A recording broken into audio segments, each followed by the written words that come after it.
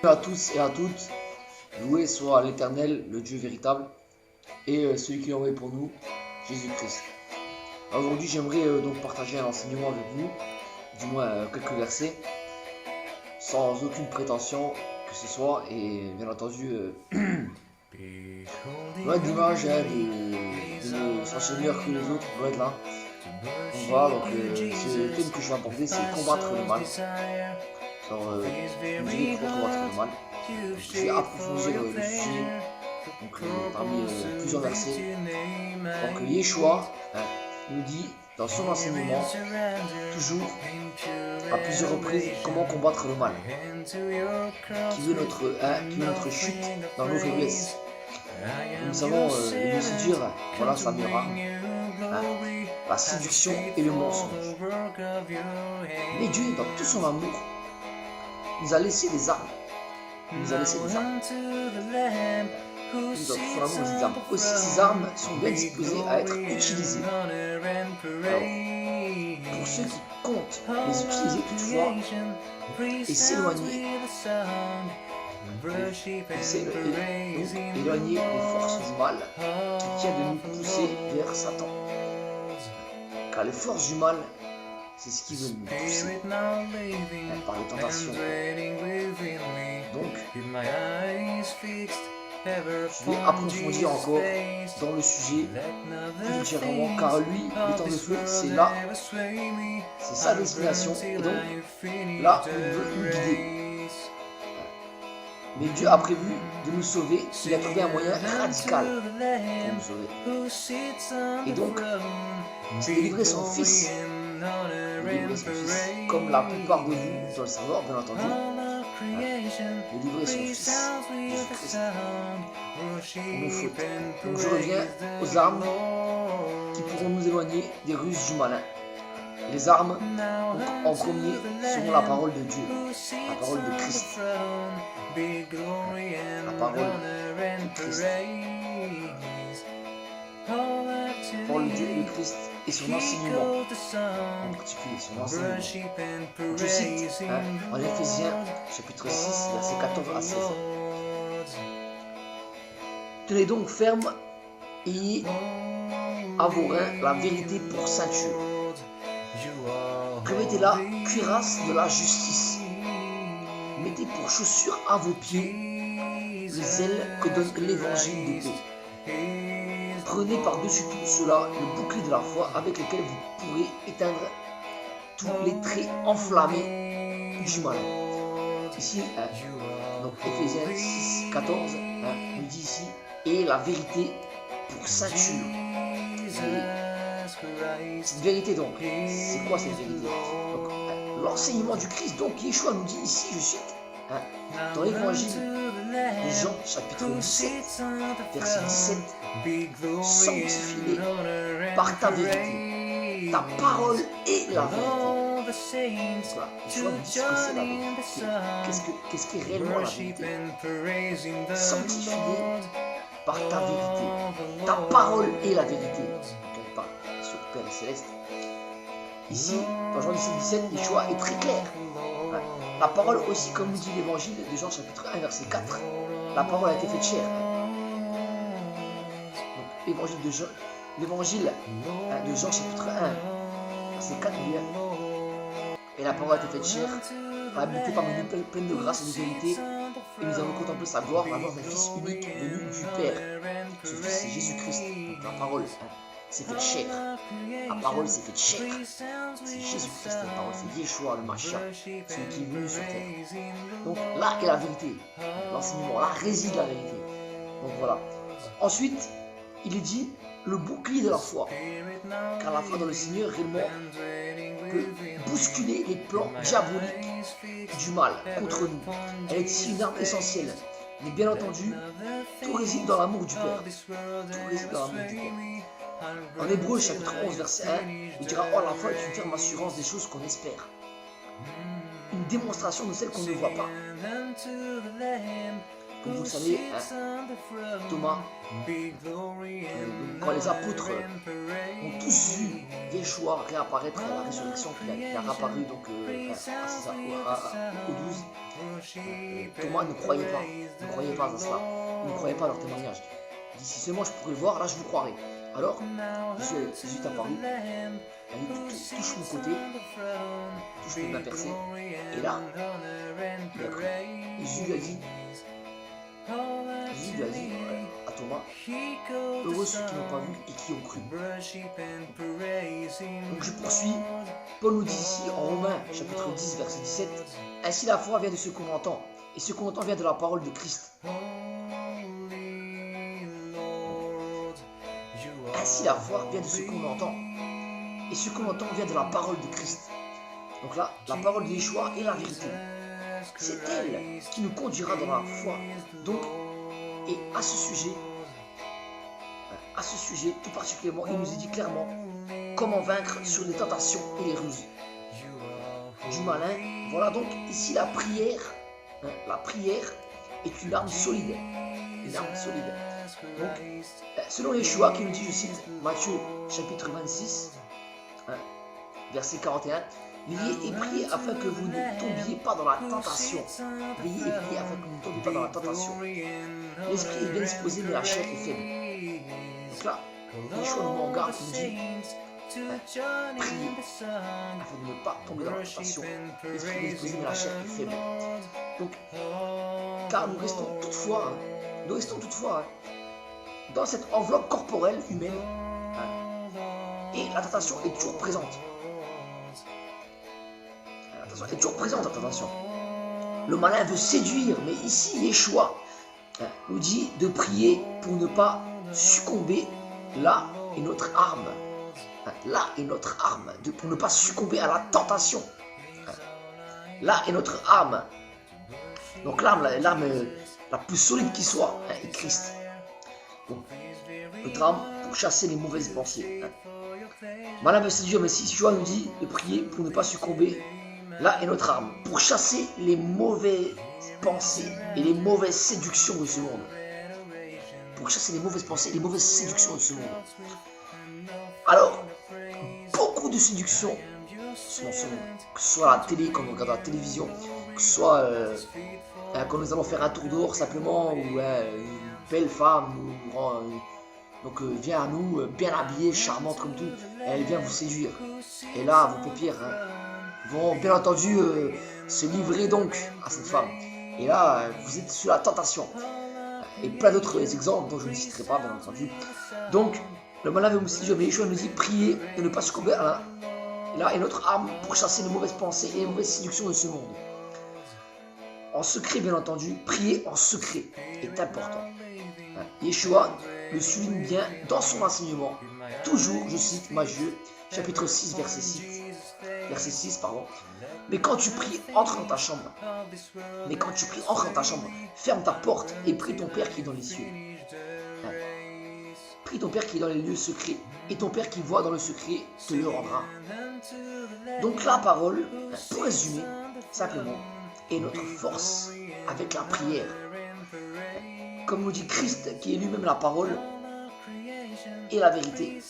Et cette vérité vous affranchira, mes frères, elle vous affranchira. Comme nous dit Yeshua, toujours dans son enseignement, je cite Jean chapitre 8, verset 32, vous connaîtrez la vérité et la vérité vous affranchira. Et donc la parole est notre arme, la plus destructrice selon Christ, qui confesse en Jean chapitre 8, verset 32, et l'utiliser est la force ultime qui repoussera le malin et il n'y aura plus d'emprise sur notre vie. Donc moi je vous inviterai donc aujourd'hui à aller en Jean chapitre 8, verset 32. Évangile de Jean chapitre 8, verset 32. Évangile de Jean chapitre 8, verset 32. Verset 32. Verset 32. Vous connaissez la vérité, vous affranchira. De quoi dire? Nous sommes la postérité d'Abraham et nous ne fûmes jamais esclaves de personne. Comment dites-vous deviendrons libres? En vérité, je vous le dis, leur répliqua Jésus, quiconque se livre au péché est esclave du péché. Car c'est Jésus qui parle. Toujours dans l'enseignement du Christ. Donc, et l'utiliser est la force ultime qui repousse le malin et l'aura plus emprise sur votre vie. Je cite Éphésiens chapitre 6 verset 17. Prenez aussi le casque du salut et l'épée de l'esprit. Prenez aussi le casque du salut et l'épée de l'esprit qui est la parole de Dieu. Qui est la parole de Dieu. Donc ici, les clés vous sont bien données pour progresser dans l'amour du Père. Et repousser le mal. Christ est la force pour que chaque et sa parole libère. Et le jeûne nous permet de rester dans sa présence. Le jeûne nous permet de rester dans sa présence. Donc, le jeûne nous permet de rester dans sa présence. Dans la présence de Dieu, avec des louanges. Avec des louanges qui est efficace une fois. Être dans sa présence, tout en lui montrant notre amour, est important. Donc, le jeûne, chercher la présence de Dieu et lui demander pardon. Si on a malencontreusement péché, je cite Ésaïe chapitre 58 verset 6, il dira: voici le jeûne auquel je prends plaisir, détache les chaînes de la méchanceté, dénouer les liens de la servitude, et que l'on rompt toute espèce de jeu. Aujourd'hui, libérez-vous du joug du péché en étant dans la parole de Christ et en pratiquant sa parole, car lui-même qui est la parole faite chair, et donc la vérité nous dit toujours dans l'enseignement, je cite toujours dans l'enseignement, Jean chapitre 14 verset 21, et pour ceux donc qui n'ont toujours pas accepté le Messie. Donc, en Jean chapitre 14, verset 21 à 25, je vous invite. Allez donc, en Jean chapitre 14, verset 21 à 25. Donc, qui vous dira ici? Celui qui a mes commandements et qui les garde. Celui qui m'aime, et celui qui m'aime sera aimé de mon Père. Je l'aimerai et je me ferai connaître de lui. Je l'aimerai et je me ferai connaître de lui. Quand vous allez devant le Père, lui va venir vous faire connaître. Vous direz, lui il est juste. Celui qui a mes commandements et qui les garde, c'est lui qui m'aime. Et celui qui m'aime sera aimé de mon Père. Je l'aimerai et je me ferai connaître à lui. Simplement, ici nous voyons aussi dans la scène, je vous ai dit ces choses pendant que je demeure avec vous. Amen. Donc, laissez le Yeshua, le Mashiach, dans votre cœur. Laissez-le s'introduire dans votre cœur. Laissez-le s'introduire par sa parole puissante et regardez ce qu'il a à vous transmettre. Donc voilà, on va poursuivre. Et pour ceux donc qui n'ont toujours pas accepté le Mashiach, vous pouvez toutefois le confesser de votre bouche. Et par la suite, accepter Dieu, car Yeshua est le chemin, la vérité et la vie, comme il le dit lui-même. Je cite Jean 14, verset 1 à 11, que je vais lire avec vous. Jean 14, 1 à 11. Que votre cœur ne se trouble point, croyant en Dieu et croyant en moi. Il y a plusieurs demeures dans la maison de mon Père. Si ce n'était pas, je vous l'aurais dit. Je vous prépare une place, et lorsque je m'en serai allé, que je vous aurai préparé une place, je reviendrai et je vous prendrai avec moi. Donc elle me dit, afin que là où je suis, vous soyez aussi. Vous savez où je vais et vous en savez le chemin.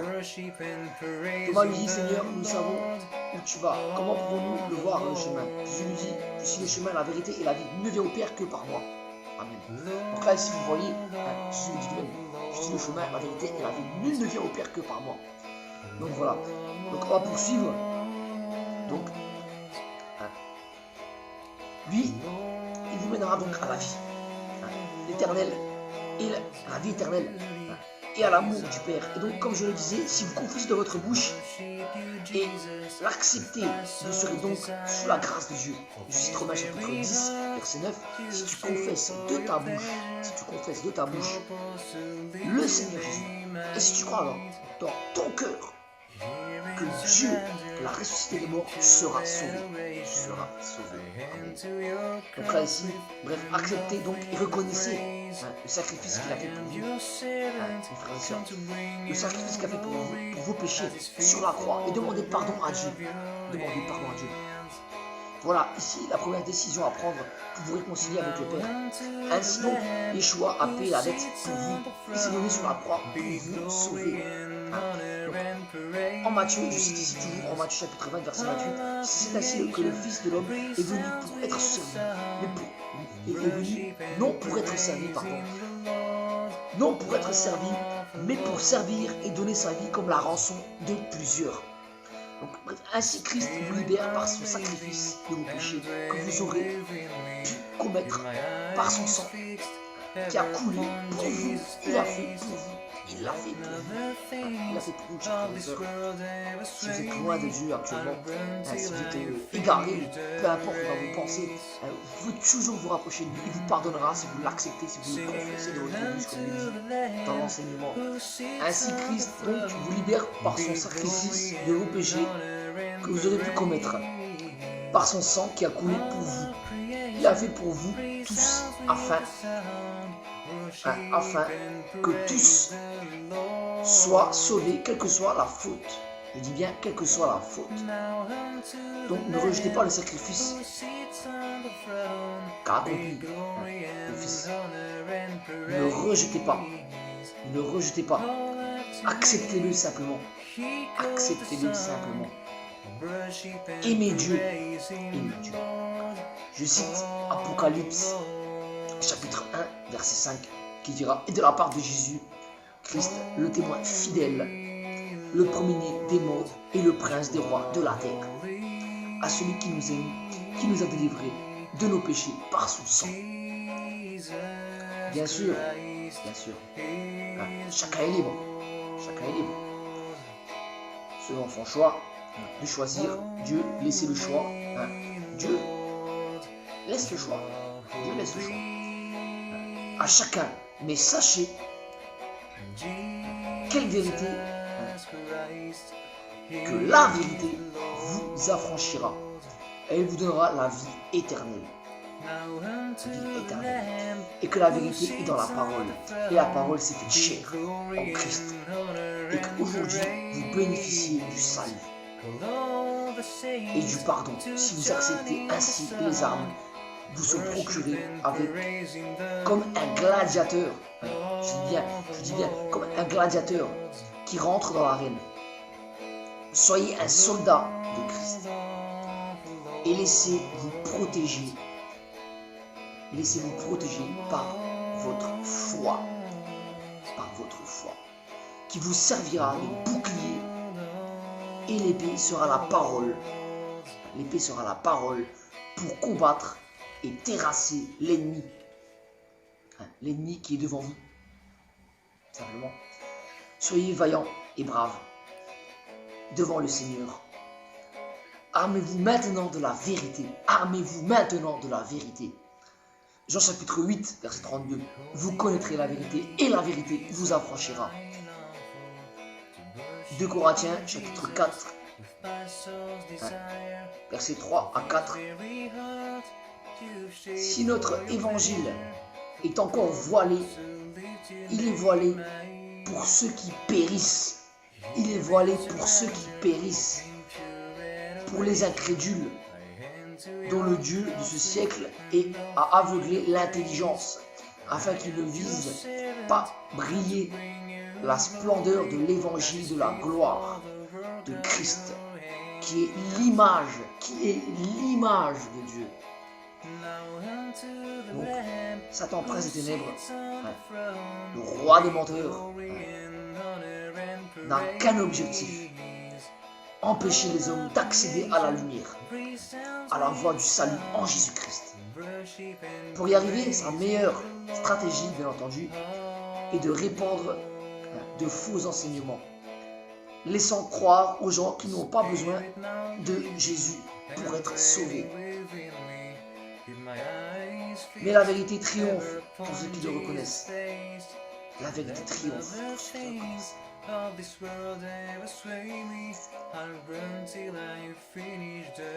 Et qui s'abandonne à sa lumière. Il s'abandonne à la lumière de Christ et à sa parole. Acceptez donc la parole. Tournez-vous vers Dieu. Je cite. Autrefois vous étiez, Éphésiens chapitre 5, versets 8 à 9, qui vous dira ici, autrefois vous étiez ténèbres. Autrefois vous étiez ténèbres. Et maintenant vous êtes lumière. Dans le Seigneur, marchez comme des enfants de lumière. Car le fruit de la lumière consiste en toutes sortes de bonté, de justice et de vérité. Et la vérité vous affranchira. Et la vérité est la parole de Dieu. La vérité est la parole de Dieu. La parole s'est faite chair, elle a habité parmi nous, pleine de grâce et de vérité. Et nous allons contempler sa gloire, la gloire d'un Fils unique venu du Père. Donc la vérité est Christ. La vérité est en Christ, dans l'enseignement du Christ. Et donc dans sa parole, dans ce qu'il a à vous offrir, dans ce qu'il a à vous donner, dans les ordonnances de Dieu, là est la vérité. Ne vous écartez pas de la vérité. Donc, David a chanté lui-même. Oui, tu fais briller ma lumière. L'Éternel, mon Dieu, éclaire mes ténèbres. C'est David qui l'a chanté. J'aime David. David a chanté. Oui, tu fais briller ma lumière. Éternel, mon Dieu, éclaire mes ténèbres. En Psaume chapitre 18, verset 29. Faites donc luire. Faites donc lui aujourd'hui. Faites donc lui aujourd'hui. Faites donc luire votre lumière à vous maintenant.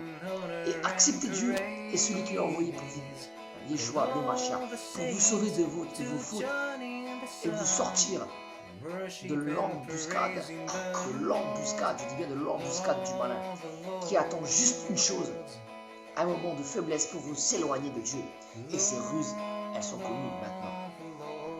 Elles sont toutes connues, ces ruses, des faux, ces mauvaises choses qu'on met dans la tête pour vous éloigner de la vérité. Et la vérité est en Christ. Ce n'est pas une tradition ici. C'est bien plus qu'une tradition. C'est l'amour du Père. L'amour du Père. Et la vérité triomphera, je vous le dis, la vérité triomphera. Elle réapparaîtra, elle vous sauvera. Voilà, soyez bénis, à bientôt.